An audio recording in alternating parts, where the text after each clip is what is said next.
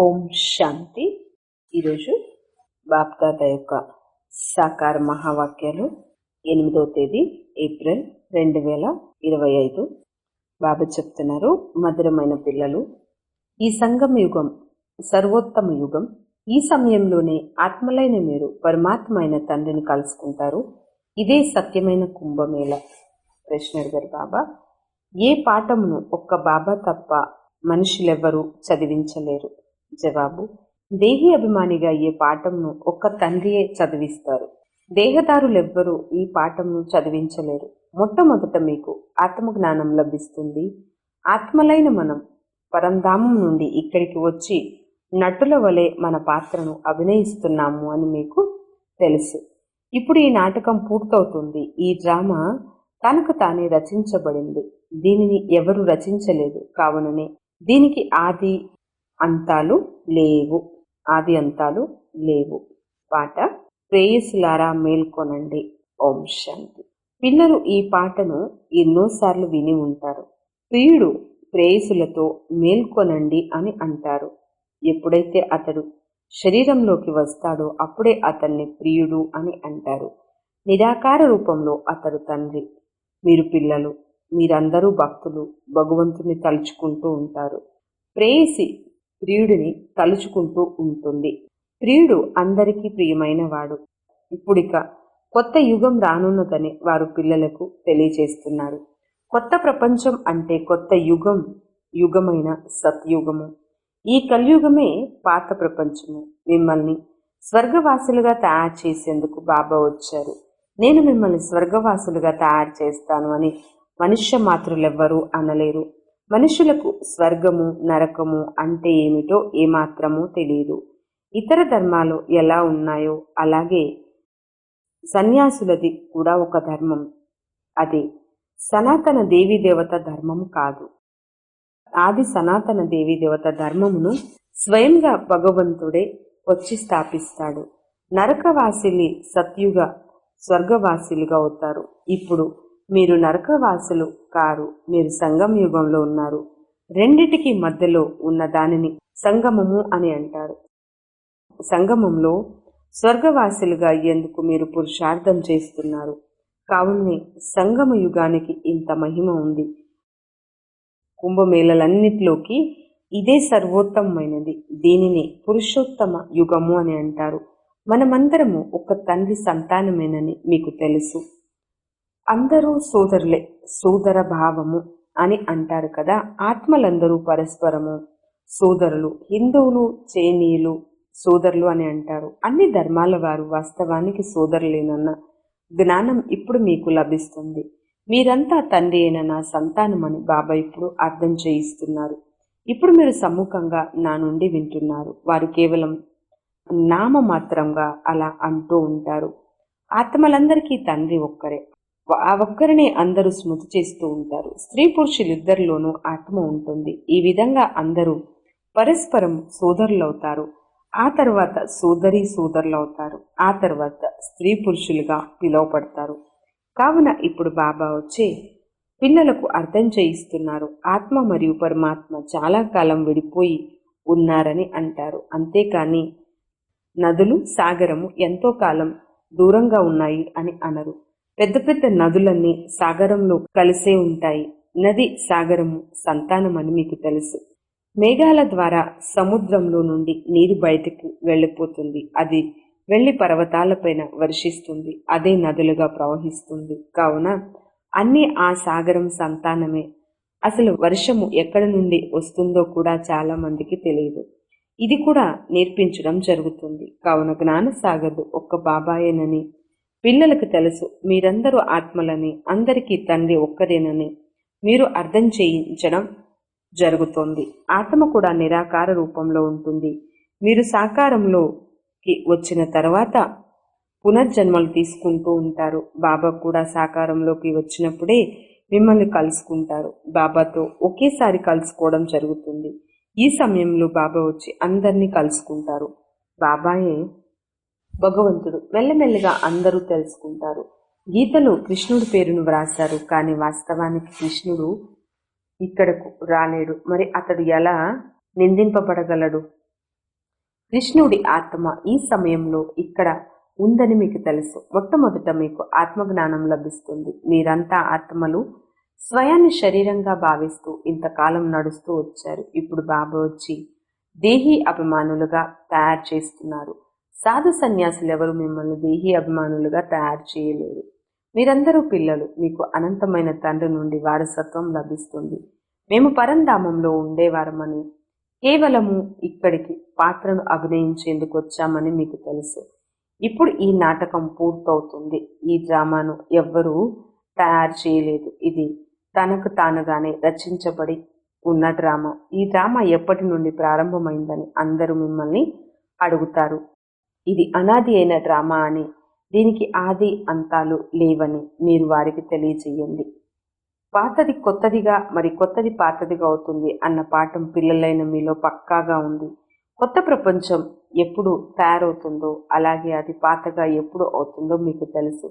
ఈ విషయం కూడా కొందరి బుద్ధిలో పూర్తిగా ఉంది. ఇప్పుడు ఈ నాటకం పూర్తవుతుందని మీకు తెలుసు. ఇది మళ్ళీ పునరావృతమవుతుంది తప్పకుండా. మన 84 జన్మల పాత్ర పూర్తయింది. ఇప్పుడు మళ్ళీ మనల్ని తీసుకొని వెళ్లేందుకు బాబా వచ్చారు. బాబా మార్గదర్శకుడు కూడా. మీరందరూ మార్గమును చూపించే బ్రాహ్మణులు. పండాలు అంటే మార్గదర్శకులు అంటారు. యాత్రికులను తీసుకొని వెళ్తారు. వారు దైహికమైన మార్గదర్శకులైతే మీరు ఆత్మిక మార్గదర్శకులు. కావుననే మీ ప్రభుత్వం పేరు పాండవ గవర్నమెంట్. కానీ ఇది చాలా గుప్తంగా ఉంటుంది. పాండవులు, కౌరవులు, యాదవులు ఏం చేసి వెళ్ళారు? ఆ మహాభారత యుద్ధ సమయము ఈ సమయానికి చెందింది. ప్రపంచంలో అనేక ధర్మాలు ఉన్నాయి. మొత్తం ప్రపంచమంతా తమో ప్రధానంగా ఉంది. వివిధ ధర్మాల ఈ వృక్షం పాతగా అయిపోతుంది. ఆది సనాతన దేవీ దేవత ధర్మమే ఈ వృక్షము మొట్టమొదటి ధర్మమే. ఆది సనాతన దేవీ దేవత ధర్మమే ఈ వృక్షం మొట్టమొదటి ఆధారం అని మీకు తెలుసు. సత్యుగంలో చాలా తక్కువ మంది ఉంటారు. మళ్ళీ అలా వృద్ధిని పొందుతూ ఉంటారు. ఈ విషయము ఎవరికీ తెలియదు. మీలో కూడా నెంబర్ వారుగానే అందరికీ ఈ విషయం తెలుసు. విద్యార్థుల్లో కొందరు బాగా తెలివైన వారిగా ఉంటారు. బాగా ధారణ చేస్తూ ఇతరులకు కూడా ధారణ చేయించే అభిరుచి కలిగి ఉంటారు. కొందరు బాగా ధారణ చేస్తారు. కొందరు మధ్యమంగా, కొందరు 3, 4 శ్రేణుల్లో ధారణ చేస్తూ ఉంటారు. ప్రదర్శనలో చాలా వివరంగా అర్థం చేయించేవారు కావాలి.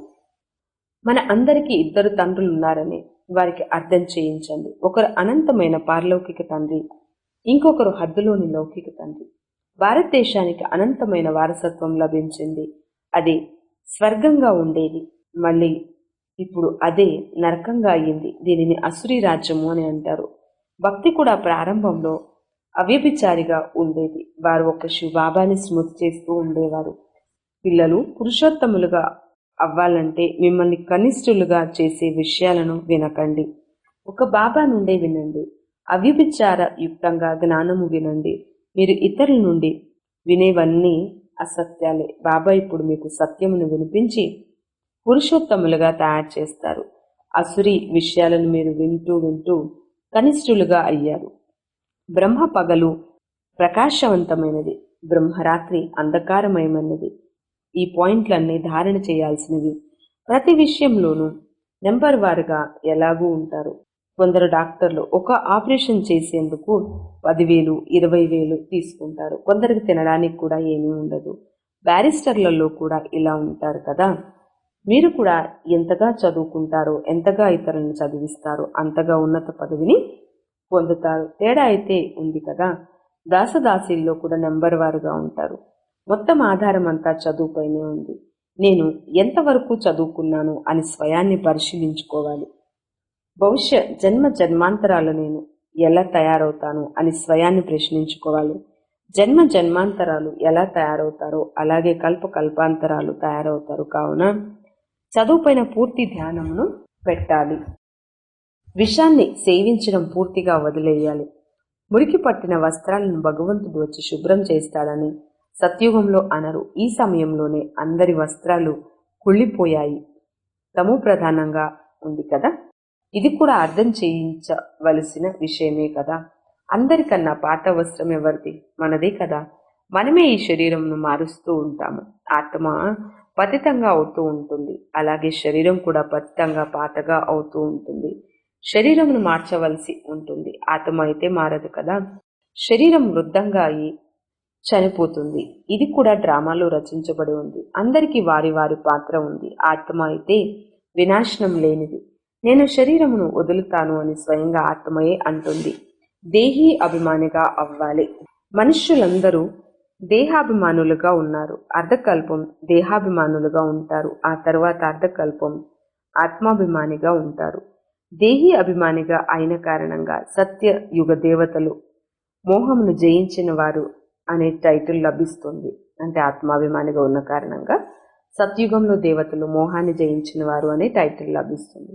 ఎందుకంటే అక్కడ నేను ఆత్మను అనే భావన ఉంటుంది.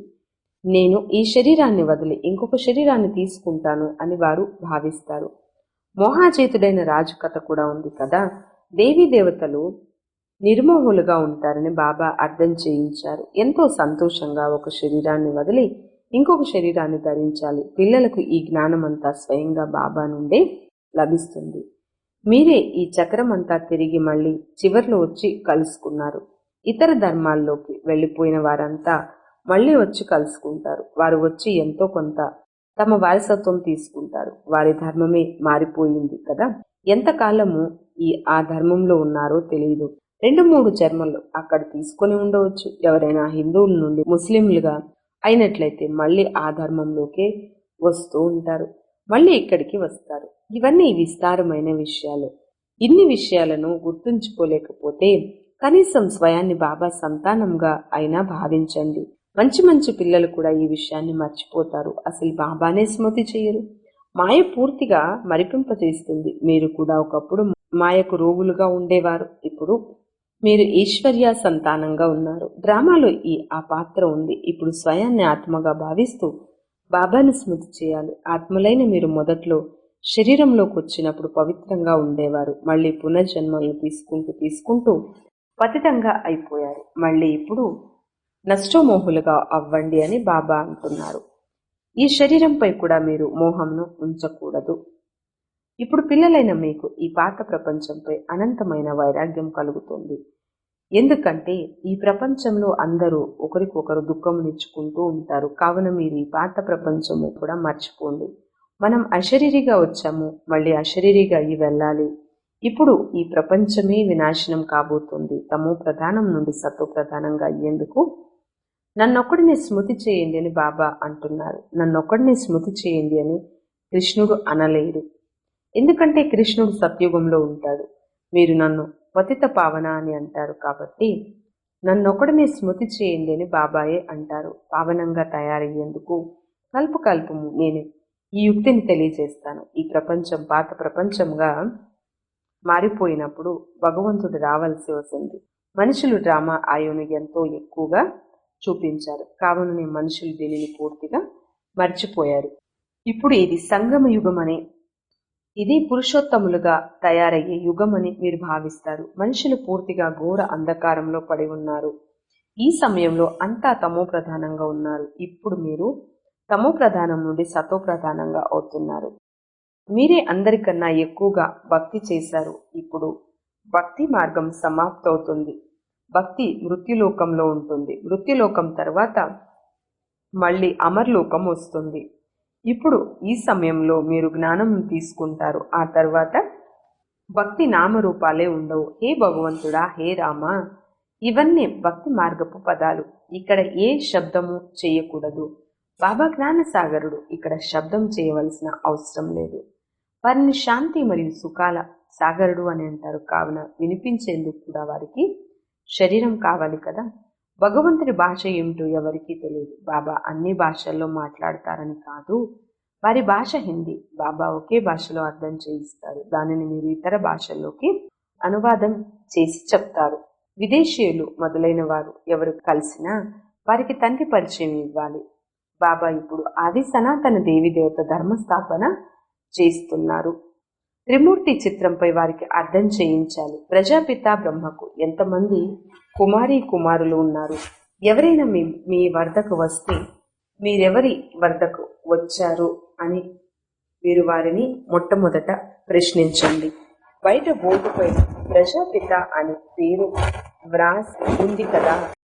ప్రజాపిత అనగా రచించేవాడు అని అర్థం, కానీ అతడిని భగవంతుడు అని అనడానికి వీల్లేదు.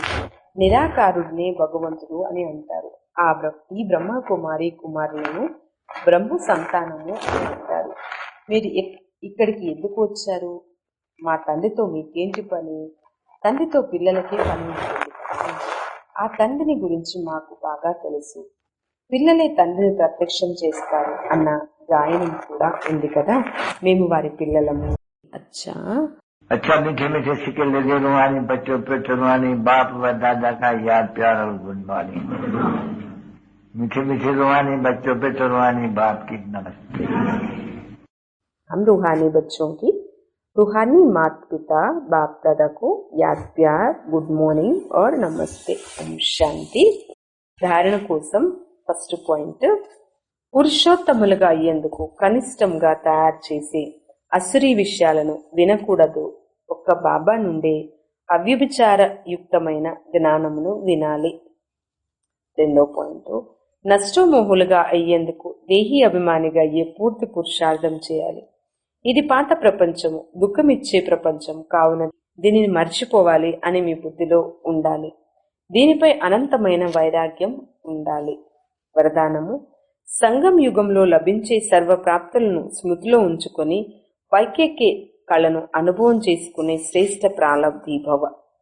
సంగం యుగంలో లభించే సర్వప్రాప్తులను స్మృతిలో ఉంచుకొని పైకెక్కే కళను అనుభవం చేసుకునే శ్రేష్ఠ ప్రాలబ్ధి భవ. విస్తారంలో బాబా అన్నారు, పరమాత్మ మిలనం లేక పరమాత్మ జ్ఞానం యొక్క విశేషత అవినాశి ప్రాప్తులు లభించడము. సంగం యుగం కేవలం పురుషార్థి జీవితము మరియు సత్యుగం ప్రాలబ్ధి జీవితం అని కాదు. ఒక అడుగు వేయడము మరియు వేలాది అడుగుల ప్రాలబ్ధంలో పొందడము సంగం యుగపు విశేషత. కావున కేవలం పురుషార్థులు కారు, శ్రేష్ఠ ప్రాలబ్ధులు. అంటే ఒక్క అడుగు వేసాము అంటే 1000 అడుగుల ప్రాప్తి లభిస్తుంది. కాబట్టి సంగం యుగంలో శ్రేష్ఠ ప్రాలబ్ధులు అంటున్నారు బాబా. ఈ స్వరూపము సదా మీ ముందు ఉంచుకోండి.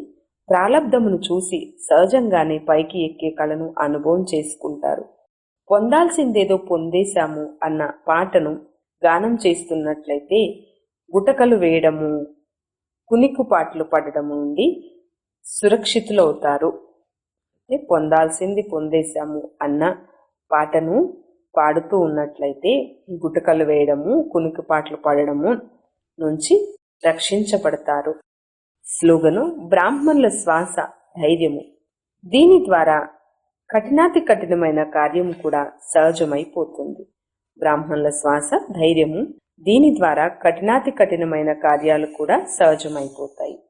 అవ్యక్తశార, కంబైన్డ్ స్వరూపం స్మృతి ద్వారా సదా విజయులుగా అవ్వండి. బ్రహ్మ బాబాను చూశారు కదా, వారు బాబాతో పాటు స్వయాన్ని సదా కంబైన్డ్ రూపంలో అనుభవం చేశారు మరియు చేయించారు. ఈ కంబైన్డ్ స్వరూపాన్ని ఎవ్వరూ వేరు చేయలేరు. ఇటువంటి సుపుత్రులైన పిల్లలు సదా సంగం యుగము బాబాతో కంబైన్డ్ గా అనుభవం చేస్తారు. వారిని వేరు చేసే శక్తి ఏదీ లేదు. ఓం శాంతి.